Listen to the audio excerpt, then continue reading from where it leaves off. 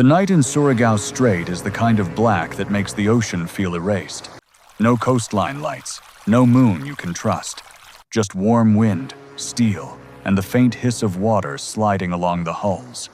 In that darkness, Vice Admiral Shoji Nishimura's southern force moves north in a tight column, bows, cutting a narrow lane through the strait. 2 battleships, Fuso and Yamashiro, then the heavy cruiser Mogami, with destroyers guarding the flanks. The mission is simple in wording and brutal in reality. Push through to Leyte Gulf and strike the invasion fleet. For hours, the sea has looked like nothing. Empty water, empty horizon, empty night. Then the water ahead of Yamashiro erupts upward, as if the ocean itself has been struck with a hammer. A white column climbs, hangs for a fraction of a second, and falls back in sheets. There is no muzzle flash, no tracer line, no visible enemy. Only the sound, late and heavy, rolling across the water after the splash. A second pillar rises off the bow, then another, closer. The first shell has landed, and it answers nothing. It only changes the feeling of the night. For a moment, the men on the bridges and in the turrets do not react with panic. Panic needs certainty. Panic needs a shape. This is something colder than panic. A pause, a search. Was it long-range fire? From what? Coastal batteries, an unseen cruiser, a destroyer attack, hidden by darkness. Were these shells even meant for them? Or were they watching someone else's battle break open in the wrong place? The strait gives them no evidence. It is still black, still empty. How can something appear completely normal and yet behave completely wrong? Earlier, far to the south, the first contacts had not felt like a battle at all. They had felt like nuisance noise in the dark, brief flashes, distant engines, intermittent gunfire, the kind of contact that could be anything and nothing. American PT boats were out there, scattered along the approaches, probing and reporting, firing when they could, and disappearing again. A PT boat is not supposed to stop a battleship. It is not supposed to decide the outcome of a strait, but it can do something more subtle. It can stretch time. It can interrupt rest. It can keep a crew at its stations while the water ahead grows narrower with every mile. Nishimura's ships had pushed on through that. They could absorb annoyance. They had armor for it. They had discipline for it. The PT boats felt like an irritation, not a true threat, the price of moving inside an enemy perimeter. And because they felt dismissible, they built the wrong interpretation. Hour by hour, the night had taught a pattern. Small attackers, harassment, a screen, not a wall. So when the heavy shells begin to fall, the easiest conclusion is also the most dangerous one. This is still the outer layer, still the pickets, still the prelude. The ocean was not empty. The decision to keep moving is not foolish in the clean way hindsight likes to pretend. Turning around in a narrow strait at night is not clean. Stopping makes a ship a target. Spreading out invites collision, confusion, and paralysis. And over every choice lies the mission itself. Get through. So Yamashiro steams north into the splashes. Around 3 in the morning, the harassment becomes something else entirely. American destroyers, waiting in attack groups on both sides of the strait, come in low and fast and launch torpedoes from the dark. There is no clear duel to watch unfold. Only the sudden realization that the water itself has become a weapon. A torpedo does not explain itself. It arrives as impact, steel tearing steel, followed by a sound that seems to come from inside the hull. Fuso is hit. In smoke, spray, and frantic maneuvering, the steady shape of the column begins to come apart.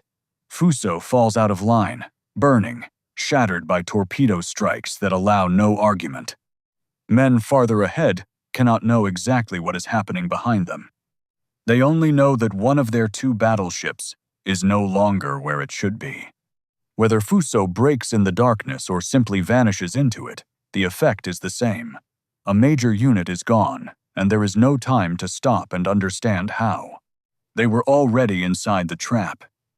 Nishimura's remaining ships continue forward anyway, because the alternative is to stall inside a kill zone that has not yet fully shown itself. Now the heavy shells begin to make more sense, and that is the most dangerous moment of all. Because making sense is not the same thing as being right. A mind under pressure reaches first for the explanation it already knows. After PT boats, after destroyers, after torpedoes from invisibility, the simplest conclusion is that this is still a destroyer battle. Just larger, torpedoes on the edges, gunfire in the dark, confusion in the middle. The kind of night action Japanese crews have trained for. So the force presses on with the belief that if it can punch through the screen, the path will open again. But the ocean ahead remains empty. No silhouettes, no obvious line of fire, nothing to aim at. Then the hits begin to land with intention. A shell strikes Yamashiro and does not merely splash nearby. It finds steel. Another follows. The impacts are not random now. They are timed and spaced like corrections, as if someone beyond the darkness is measuring each miss, narrowing the range, and closing the circle. Men on deck feel the ship shudder. Below, metal groans and snaps. Somewhere inside, smoke fills a compartment with nowhere to go. The return fire is almost instinctive. Guns trained toward where the splashes seem to come from. Shells thrown into darkness on bearings that feel reasonable. But night gunnery without a visible target is not really gunnery. It is hope dressed in procedure. This was not the battle they thought it was. The crews are fighting hard, but they cannot tell what kind of fight they are in.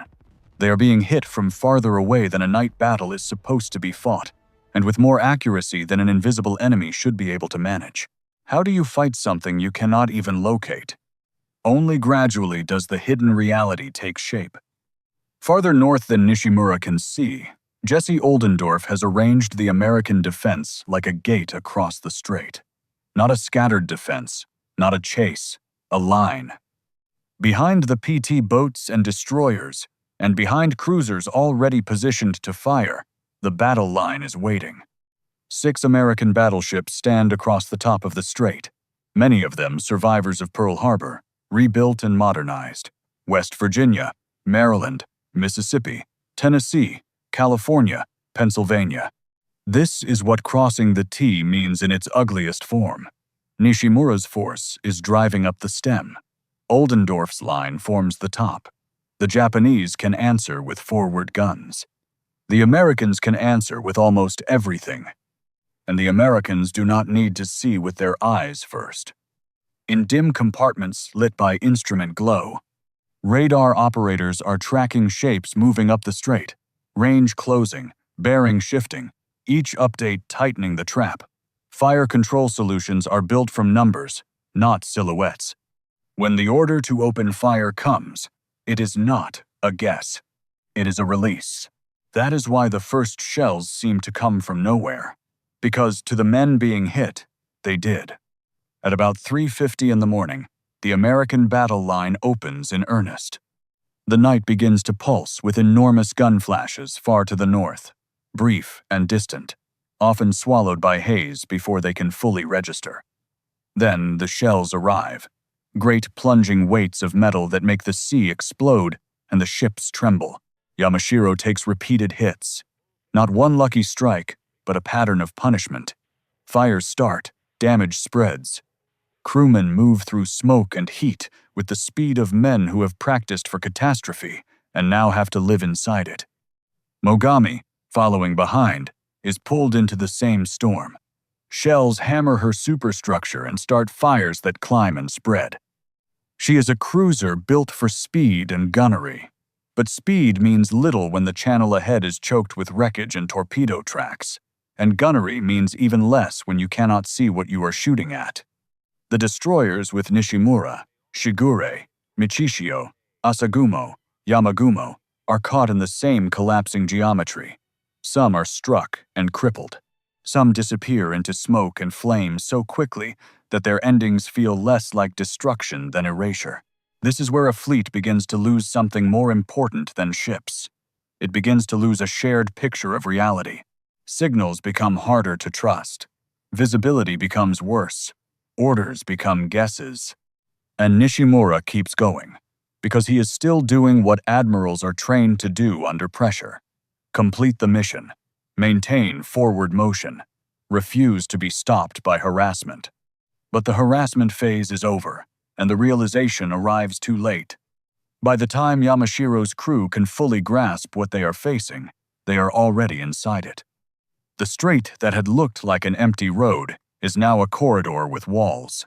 The walls are made of American ships whose guns can reach into the darkness with a certainty Nishimura's force cannot match. Yamashiro tries to answer with her own big guns. In the brief light of firing, men catch fragments of the scene, spray, smoke, the angled glimpse of another ship, then darkness again. But the American line never becomes a clear target. It remains a concept expressed in impacts. The water around Yamashiro is constantly disturbed now, not by waves but by near misses and shell splashes, each one a reminder that the Americans are walking fire toward her. Those earlier torpedo attacks had done more than cripple Fuso. They had forced course changes, slowed the advance, broken formation, and thickened the confusion. What looks like chaos from inside the strait is, to the Americans, a funnel. As the minutes pass, Yamashiro's condition worsens. Hits accumulate. Fires brighten. Compartments flood. The ship's ability to fight in any coordinated sense shrinks with every shock. Mogami is being crippled as well, battered until she is no longer part of a coherent attack, but a damaged ship trying to survive the next impact. In this kind of battle, something rarely described in simple retellings begins to happen. The men under fire stop experiencing the enemy as a force and start experiencing it as a phenomenon. The shells, the splashes, the impacts, the fires that follow. They are not trading blows with an opponent they can see. They are enduring an environment. And environments do not negotiate. The point of no return is not a single order. It is the narrowing of options until only one remains. Yamashiro cannot stop and fight in place. She cannot turn cleanly under concentrated fire. She cannot advance through an invisible wall of steel. Nishimura's force is trapped in the strait, not by chains or mines, but by timing, by delay, by misread signals, by the human need to force incomplete information into a pattern that feels survivable. Then the collapse becomes undeniable. Yamashiro is hit again and again, and the ship begins to list, fires turning sections of the deck into a moving furnace. The coordination required to fight a battleship, power, communication, fire control, begins to break under cumulative damage. At about 4:19 in the morning, Yamashiro goes under. For many of the men who survive the sinking, the final moments are not defined by the sight of an enemy ship. They are defined by the sensation of their own ship failing, the angle of the deck, the rush of water where it should not be, the sudden cold, the sound of burning fuel on the surface. Mogami and Shigure attempt to withdraw southward, away from the killing zone and away from the top of that unseen T. Mogami is heavily damaged and burning, her withdrawal more a limp than a maneuver. Shigure, battered and alone, slips away into the darkness. By then, the action is already decided. The strait has become a graveyard of smoke, wreckage, and scattered fire. What remains after the main firing stops is not triumphal noise.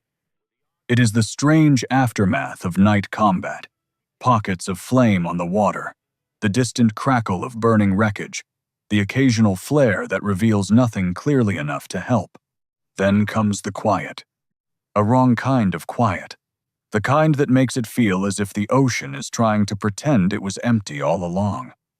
For the men who came north with Nishimura, the worst part was not simply that they were hit hard. War is full of hard hits. The worst part was the delay, the stretch of minutes in which the mind insists on an explanation comfortable enough to keep moving. First, it felt like nuisance attacks from small craft, then destroyers in the dark, then heavy shells that seemed impossible because no enemy was visible. Each new reality arrived late, because each one had to fight through the last.